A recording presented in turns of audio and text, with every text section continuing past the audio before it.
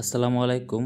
আজকে আমি গিয়েছিলাম আমাদের মিরপুর ১ উত্তরটোলার বাগ ৩ নম্বর গেটের রাস্তার পাশে সবজির দোকানে।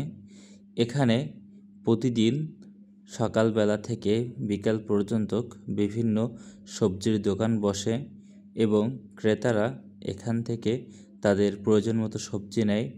এখানে আদা, আলু, রসুন খুব ভালো মানের। তারপর এখানকার পেঁয়াজগুলো উন্নত মানের পাওয়া যায়।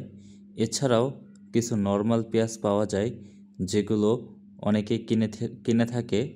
সবজির দোকানগুলোতে দেখা যায় বিভিন্ন ধরনের সবজি থাকে, যেগুলো বাজারে নতুন উঠেছে।